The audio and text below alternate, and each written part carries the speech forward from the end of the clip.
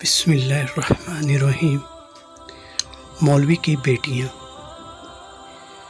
بیٹی نے کہا، بابا عید میں 5 دن رہ گئے، ہم نے کچھ بھی خریداری نہیں کی۔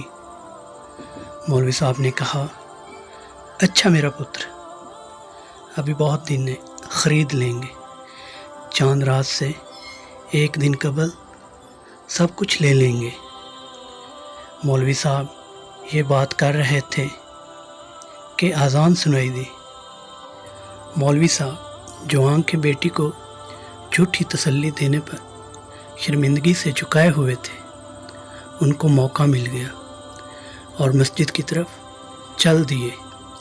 عید سے 1 دن قبل جب مولوی صاحب ہر طرف سے نا امید ہو گئے، کیونکہ مانگنے سے عزت نفس جاتی ہے اور قرضہ لینا نہیں، کیونکہ واپسی کی کوئی صورت ممکن ہی نہیں، اور خود سے کسی کو توفیق نہیں ہوئی، کیونکہ مولوی صاحب کے بچوں کے کون سے دل ہوتے ہیں جو مچلتے ہیں، ان کے کون سے احساسات ہوتے ہیں اور کون سی فیلنگز رکھتے ہیں، انہوں نے کون سا باہر نکلنا ہے۔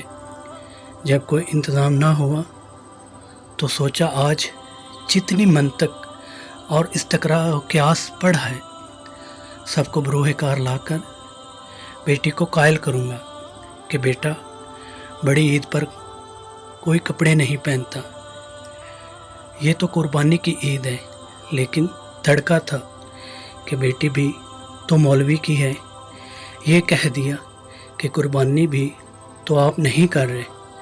خیر سارا دن اسی پریشانی اور سوچ میں گزار کر گھر گیا تو بیٹیاں ہاتھوں میں پرچیاں لے کر منتظر تھیں کہ بابا جان نے آج وعدہ کیا ہے تو ہمیں مطلوبہ چیزیں لا دیں گے۔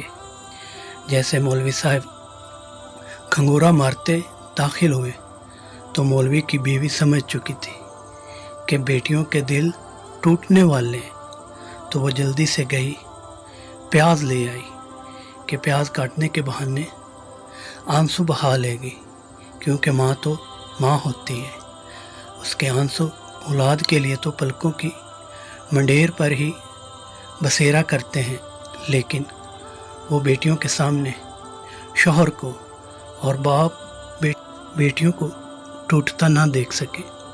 مولوی صاحب بیٹھے تو چھوٹی آنے لگی کہ پرچی تھماؤں۔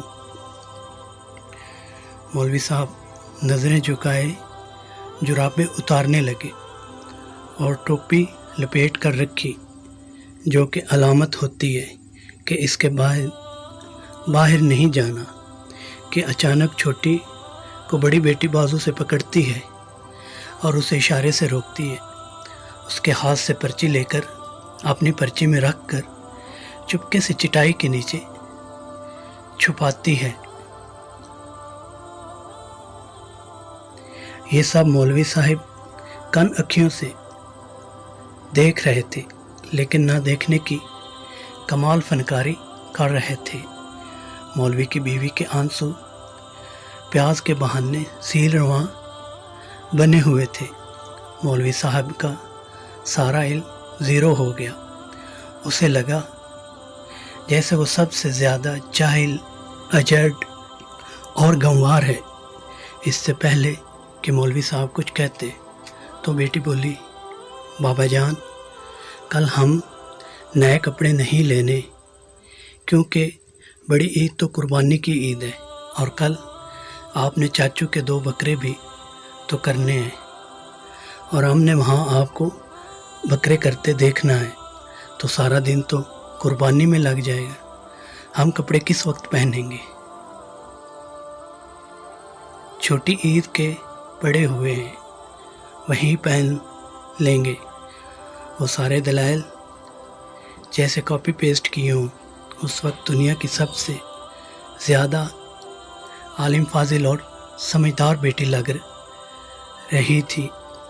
بیٹی کی یہ بات سن کر مولوی صاحب نے نظریں اٹھائیں، ایک نظر بیٹی کے چہرے پر ڈالی، کچھ دیر کو گردن فخر سے تن گئی، اپنی پگ کا شملہ اونچا، بہت اونچا محسوس ہوا، لیکن اگلے لمحے ہی بچیوں کے معصومانہ خواہشات کا یوں خودکشی کرنا اس کو توڑ گئی۔ اس وقت مولوی صاحب خود کو ناکام باپ سمجھنے لگے، جو عید پر بھی بچوں کی ضرورت کی خواہشیں پوری نہ کر سکا۔ اس سے یہ برداشت نہ ہوا، جلدی سے کمرے میں جا کر سونے کا بہانہ کر بستر میں گھس گئے اور وہاں ہونٹ سی لیے، منہ کو بھینچا اور آنکھوں سے کہا، تم آزاد ہو، برس لو، ورنہ غم سے اندر کی سونامی سے مر ہی جاؤں گا۔ صبح اٹھ کر مولوی صاحب نماز کے لیے چلے گئے۔ واپس آئے تو چھوٹی بیٹی نے 10، 20، 50 کے چند نوٹ پکڑے ہوئے تھے۔ بولی، بابا یہ پیسے ہیں، آپ ایسا کریں کہ بھائی کو کپڑے لے دیں، اس نے کل آپ کے ساتھ مسجد جانا ہے اور وہ چھوٹا ہے، گلی میں کھیلے گا تو سب کیا کہیں گے۔ یہ ایک اور دھماکہ تھا، لیکن بہن کا بھائی کے لیے پیار کیا ہوتا ہے سب سمجھا گیا۔ ہمارے معاشرے میں اکثر مولوی حضرات کی زندگی اسی طرح کی کشمکش کی شکار ہے۔ وہ شخص جو پورے محلے کو عید کی نماز پڑھاتا ہے، خود اپنے اور اپنے بچوں کے لیے کپڑے بھی نہیں خرید سکتا، جو ساری جماعت کو قربانی کے مسائل بتاتا ہے، خود قربان نہیں کر پاتا، نہ ان لوگوں کی تنخواہ میں اضافہ ہو رہا ہے، نہ ہی آمدن کا ذریعہ۔ ایسے میں ہم لوگوں کو ہی ان کی مدد کرنی چاہیے۔ ہم 1500 روپے کا سوٹ 5000 روپے میں خرید لیتے ہیں، مگر کسی غریب کی مدد نہ کرنے کے ہزاروں بہانے ڈھونڈتے ہیں۔ بڑے پلازا میں جا کر 2 کوڑی کی چیز ہزاروں روپوں میں چپ چاپ خرید لیتے ہیں، لیکن اگر کوئی غریب 100-50 مانگ لے تو فلاسفر بن کر ایسے لیکچر دیتے ہیں۔ ایک دوسرے کی مدد سے ہی زندگی کا اصل مقصد حاصل کیا جا سکتا ہے۔ آج مالا کنڈ میں ایک مولوی صاحب کو نماز پڑھانے کے بعد دھوپ میں اڈے پر گڑ کا شربت بیچتے ہوئے دیکھا، جو کمر توڑ مہنگائی اور وظیفہ میں اضافہ نہ ہونے کے سبب بچوں کا پیٹ پالنے کے لیے مجبور تھا۔ دل بہت دکھا عوام کا رویہ دیکھ کر۔ خدا را اپنی عید کی خوشیاں ان کے ساتھ ضرور شیئر کریں۔ اللہ پاک آپ سب کو بخیر و برکت دے، آمین یا رب العالمین۔ تو میرے دوستو، عزیزو، محلے داروں، آپ سبھی سے گزارش ہے کہ جہاں بھی ہماری مسجد میں امام مسجد ہوں، ان کی زندگی کا خیال رکھیں۔ ان کے بھی اخراجات ہوتے ہیں، ان کے بھی مالی اخراجات ہوتے ہیں، چھوٹے چھوٹے بچے ہوتے ہیں، ان کا بھی دل چاہتا ہے کہ ہم عید کی خوشیوں پر نئے کپڑے پہنیں، نئے جوتے خریدیں، ہر وہ زندگی کی خوشی انجوائے کریں جو ایک عام گھر کے بچے کرتے ہیں۔